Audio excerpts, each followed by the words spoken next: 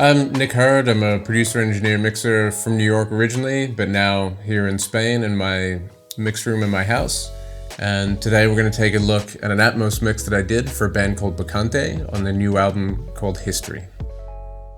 Cool, so let's take a listen to the song. The song is called History as well. And I'm going to be listening in Atmos, but unfortunately you guys will be listening to the stereo fold down. Book of John,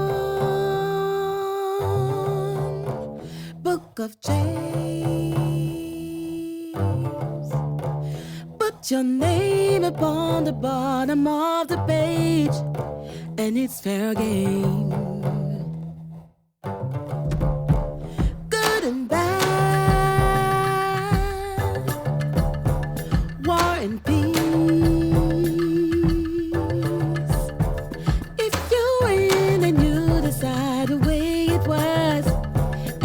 Will be. We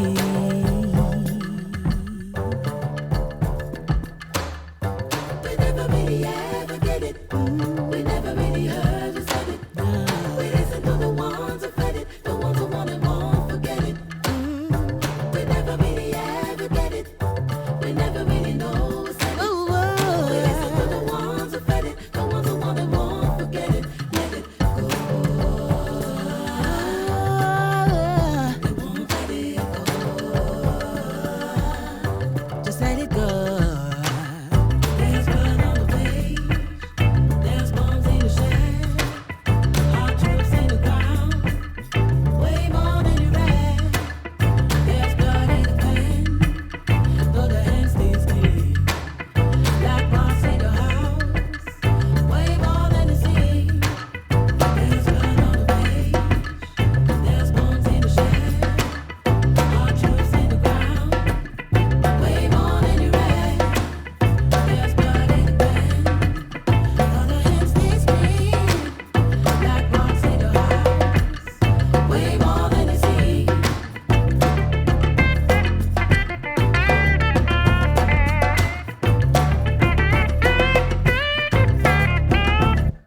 Most of the time, Atmos mixers are created from stereo stems from the stereo mix session.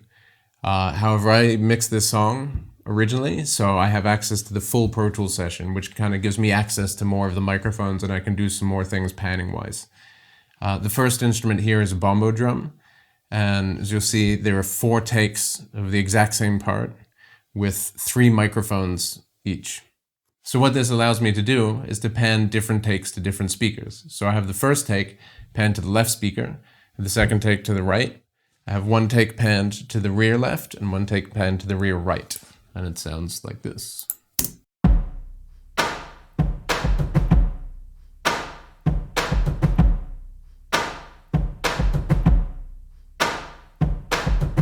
One of the ways that I'm able to maintain kind of the same vibe as the original mix without going too crazy different is to use the same reverb, the stereo reverb, which in this case on the bombo drum was an instance of Altiverb.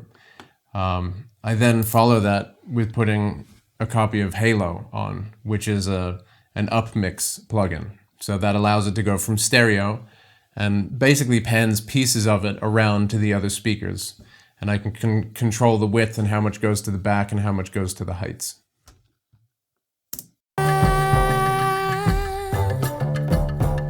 War and peace. If you win and you decide the way it was and what will be.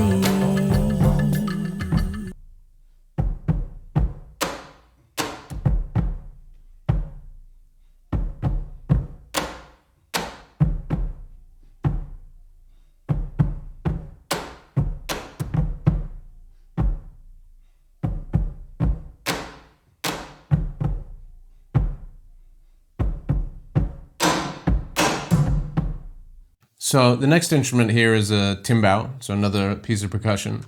And I have a close mic, and then I have a left room mic and a right room mic on it. And here, what I decided to do was to pan the close mic to the front left. And then with the left room mic, I've used the Shep's stereo upmix. And this takes it from one channel to two channels and gives it a stereo feeling. And I've panned those to the front left and right, and then I've taken the right room mic, used the same up mix, and panned them to the rear left and right.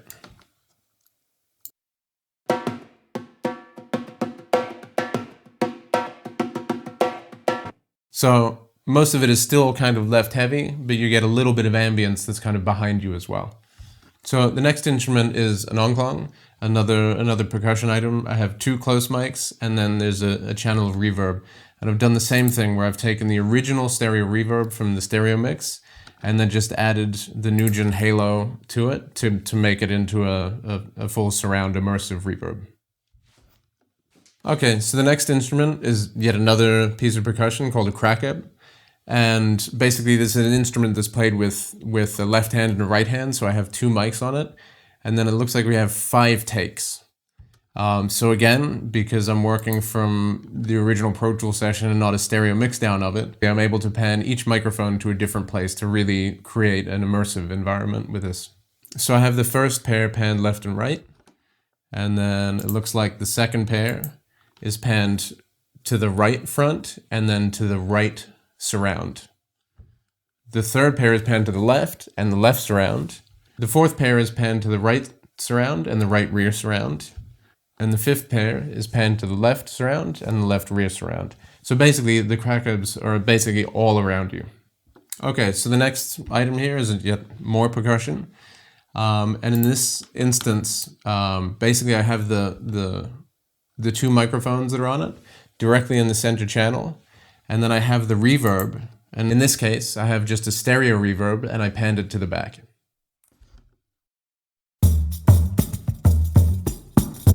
Okay, so now we'll get into some more of the harmonic stuff. The first thing being the bass. There's blood in the pan.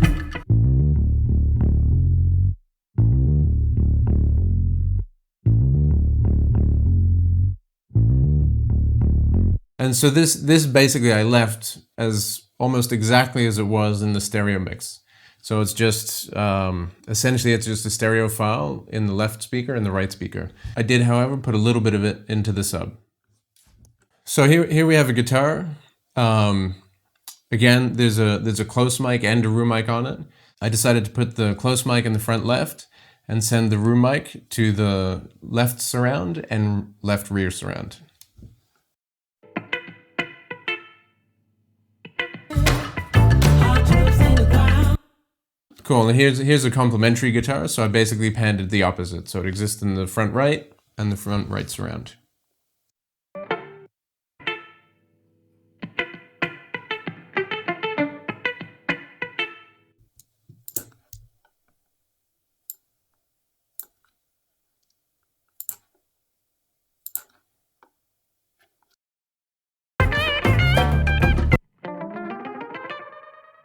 So here we have yet another guitar. It's kind of a weird one, but it's kind of cool.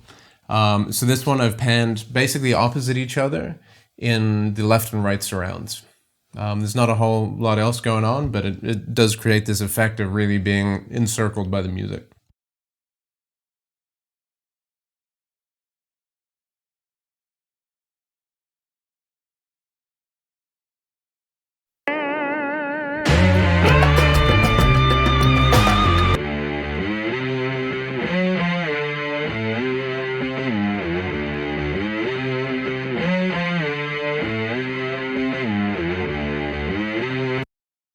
So here we have a slide guitar, and this is basically I've left the original panning on the bus, which is one of them is panned left, one of them is panned right. But what I've done is I've added a multi-channel chorus to the bus, and what this is doing is basically sending the guitar to more of the speakers. I'm hearing it coming out of the surrounds and the rear as well. Another thing that's happening here is you can see there's some automation that's happening at the end of the song.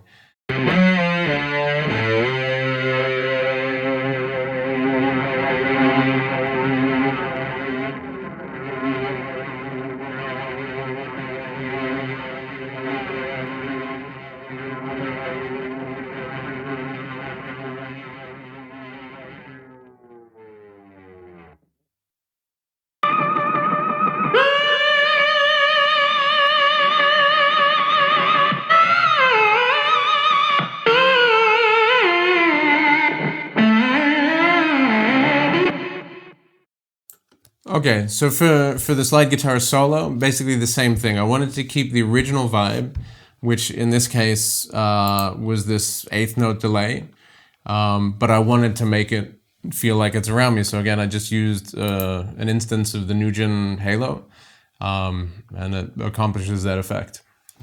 You might also notice that on the buses for a lot of these instruments, I have the original EQ and compression and things like that from the original stereo mix session. And this is, again, one of the luxuries of working from the original Pro Tools session as opposed to stems.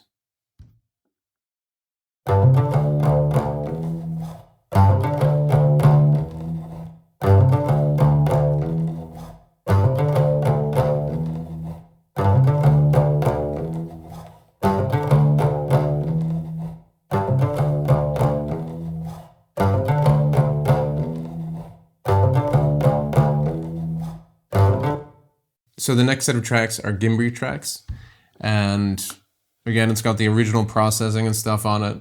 They're basically just panned left and right, like normal, but the effects on these, there's a chorus. After the chorus, I have another halo. Again, that's sort of spreading it around even more, and turning it from a stereo effect into a multi-channel effect. Same with the reverb that's on the Gimbris. So in essence, they're kind of living in the front, left and right, but then they have parts of them that are kind of spreading around you as well. So now we're getting into the vocals, and the first thing is the lead vocal.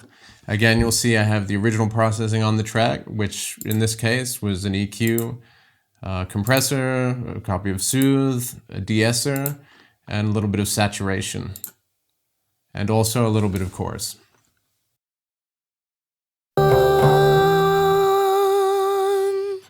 Book of J. So one thing I decided to do while I was doing this record, which I've done on all of the songs, is take the lead vocal and send a little bit of it into the front, left, and right heights. So basically the vocal appears as if it's not coming from directly in front of you, but from a little bit above where the speakers are. I just kind of liked the sensation of it, so she was kind of singing down to you. Book of James. Put your name upon the bottom of the page, and it's fair game. And so now we get into the background vocals, which there are quite a lot of. And during the tracking, we didn't know we were going to be doing this in Atmos, but it kind of worked out. Basically, each background part has been recorded 4 times. So what I've done is panned one to the front left, one to the front right, one to the rear left, and the rear right. Really ever get it? We never really heard who said it. We listen to the ones who fed it, the ones who want and won't forget it. We never really ever get it. We never really know who said it. We listen to the ones who fed it, the ones who want and won't forget it. Let it go. Okay, so same thing here. I wanted to keep the original effect from the original mix session, which was the slap delay. So I've kept that track, and then I've just added, again, another instance of Nugent Halo. In addition to this, which is sort of like stepping a little bit outside, I've made them a little bit more wet by using a reverb. But this surround reverb only goes to the height speakers. Really ever get it? We never really heard who said it. We listen to the ones who fed it. The ones who want and won't forget it. We never really ever get it. We never really know who said it. We listen to the ones who fed it. The ones who want and won't forget it. Let it go. They won't let it go.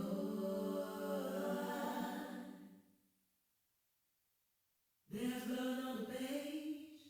There's bones in the shed.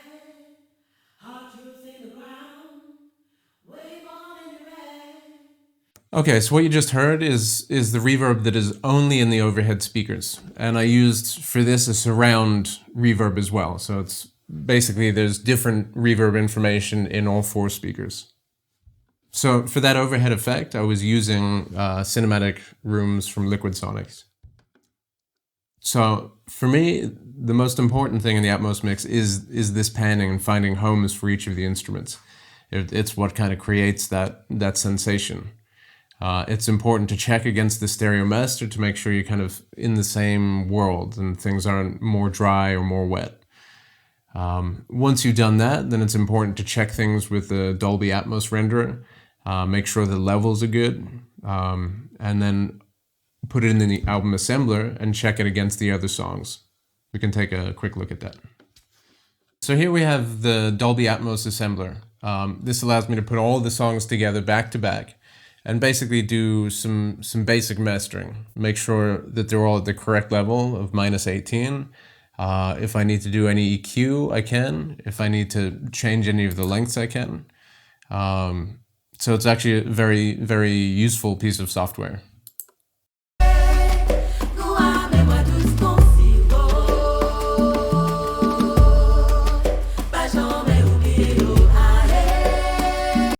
So I'm also able to skip around the songs, make sure they all, well, basically master them and make sure they all have the same kind of feeling and the same amount of low end, etc.